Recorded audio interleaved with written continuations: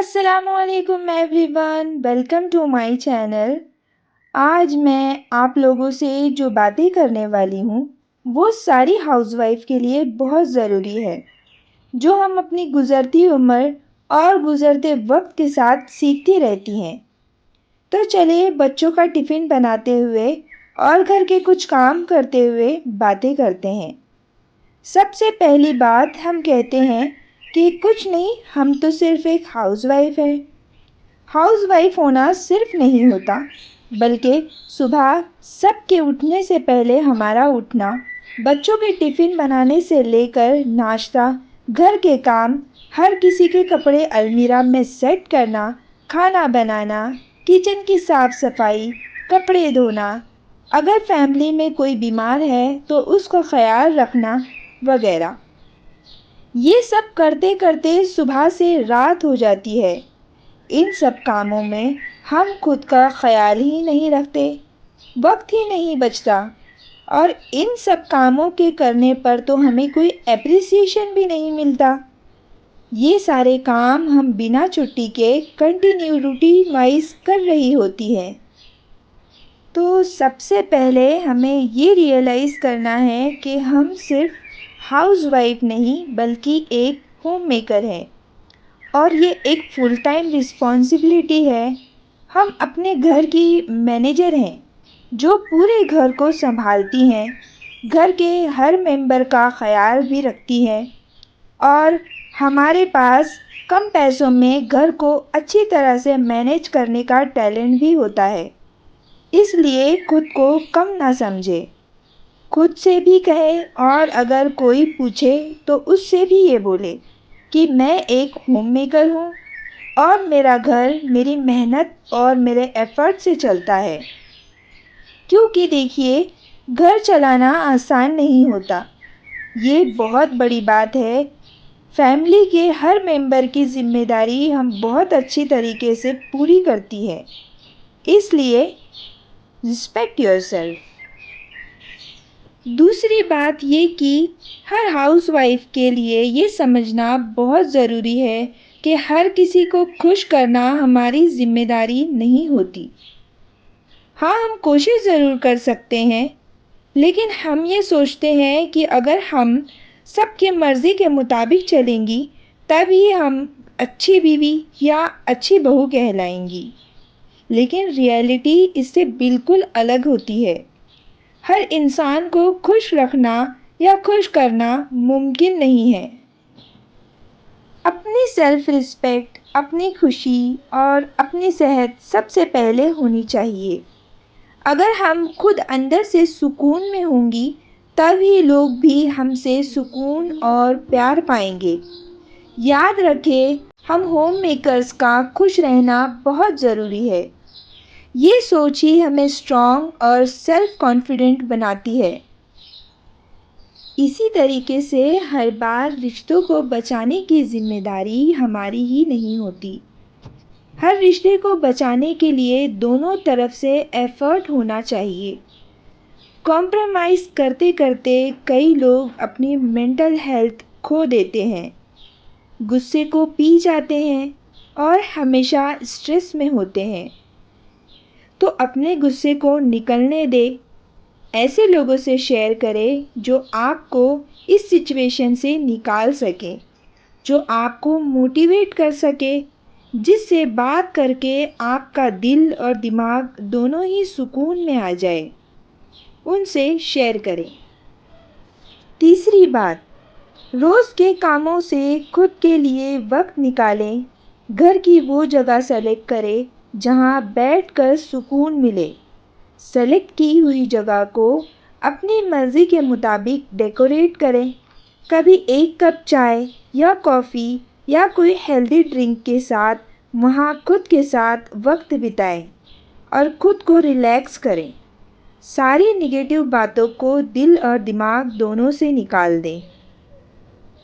खुद को प्रेजेंटेबल रखें। अपने कपड़े पर, बालों पर, चेहरे पर तवज्जो दें। कभी कभी सेल्फ केयर भी किया करें।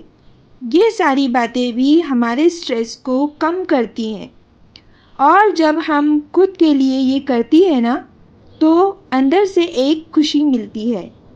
जैसे कि मैंने कहा, हम दूसरों को खुश नहीं कर सकते, लेकिन हम खुद तो खुश रह सकते हैं। तो बस खुश रहें। चौथी और सबसे ज़रूरी बात, कभी कभी ना कोई हमें कह देता है कि तुम कितनी दुबली हो या कितनी मोटी हो। हमारी बॉडी पर कमेंट पास करते रहते हैं। कोई ना कोई ऐसा हमें मिल ही जाता है। कभी कभी हमारे ससुराल में ही ऐसे लोग होते हैं। तो ऐसे लोगों को जब भी सुने, उनको दिमाग तक आने ही ना दे, अपना फोकस डाइवर्ट कर ले। ऐसे लोगों के साथ सिर्फ ज़रूरी बातें ही करें। एक्स्ट्रा कन्वर्सेशन से बचें। और अगर जवाब देने की ज़रूरत हो तो आराम से और क्लियर रिप्लाई दें। जैसे कि आपका इस तरह कहना मुझे अच्छा नहीं लगता। एक बार क्लियर बोल देने से सामने वाले को सिग्नल मिल जाता है कि ऐसी बात दोबारा नहीं करनी है। अपने अंदर से ये सोच लो कि मेरी वैल्यू मेरे लुक से नहीं, मेरे काम और मेरी इंसानियत से है। जब आप स्ट्रॉन्ग फील करती हो तो दूसरे के वर्ड्स ऑटोमेटिकली कमज़ोर हो जाते हैं। और याद रखें, जो लोग खुद के अंदर खुश नहीं होते वही दूसरों पर कमेंट पास करते हैं। उनकी नेगेटिविटी को ब्लॉक करना, इग्नोर करना बेस्ट रिप्लाई है। तो ये कुछ ज़रूरी बातें थी जो मैं आप लोगों से कहना चाहती थी। उम्मीद है आप लोगों को मेरी ये सारी बातें पसंद आई होंगी और शायद आप भी कहीं ना कहीं इससे रिलेट कर रही होंगी। याद रखें, खुद को मजबूत बनाएं, दूसरों की निगेटिविटी को ब्लॉक करें और अपनी ज़िंदगी पॉजिटिव अंदाज में जिए। और यहाँ पर आप लोगों के साथ बात करते करते मेरे बहुत सारे काम हो चुके थे। और ये हरा धनिया और हरी मिर्च वगैरह मैं बाज़ार से लेकर आई थी, लेकिन मुझे इनको साफ़ करके रखने का टाइम नहीं मिला था। तो यहाँ पर मैंने इनको भी साफ़ कर लिया। और ये एक बड़े से बैंगन को मैंने चीरा लगाकर, तेल लगाकर इसके अंदर हरी मिर्च और लहसुन वगैरह भर दिया था और उसको भूनने के लिए रख दिया था।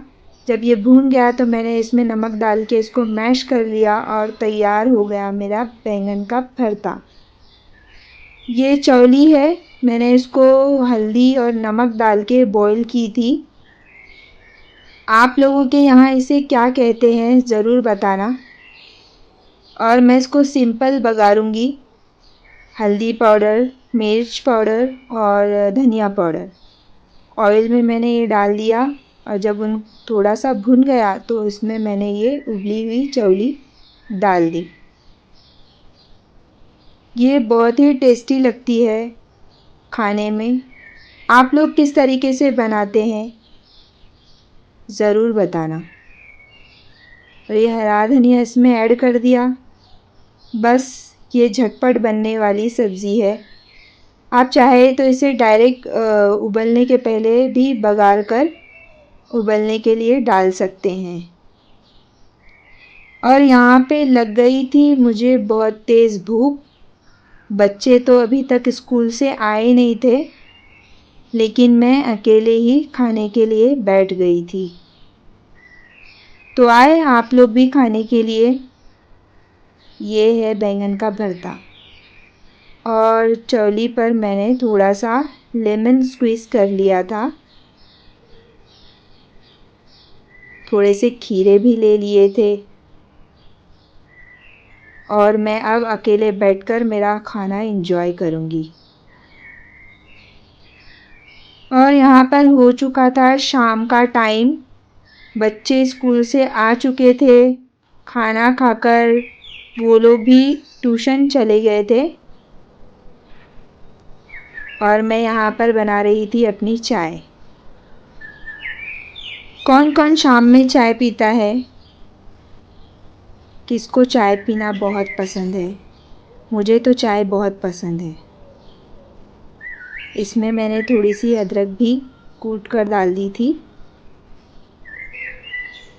और जैसे मैंने कहा था ना, मी टाइम, खुद को वक्त देने वाली बात, तो अब मैं अपनी चाय को खुद के साथ अपने टेरेस गार्डन पर एंजॉय करूँगी।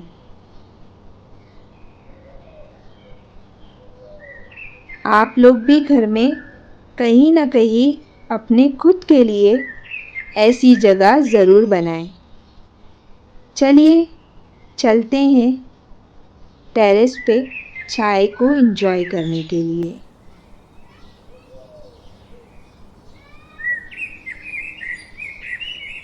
ये देखिए, इसका सबसे पहले काम होता है, ये मुझसे पहले पहुंच जाता है जहां मैं जाती हूँ वहाँ।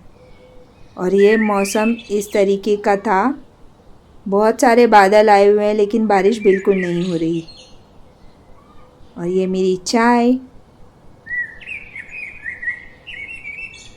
और जब तक मेरी चाय थोड़ी ठंडी हो रही थी, मैंने यहाँ पर कुछ दरूद शरीफ का विर्द किया।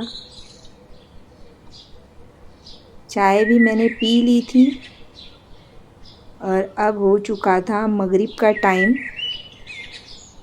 मैं जाने वाली थी नीचे। चलिए फिर मिलते हैं अगले व्लॉग में। वीडियो अच्छा लगा हो तो लाइक शेयर सब्सक्राइब ज़रूर करें। तब तक के लिए अल्लाह हाफिज़।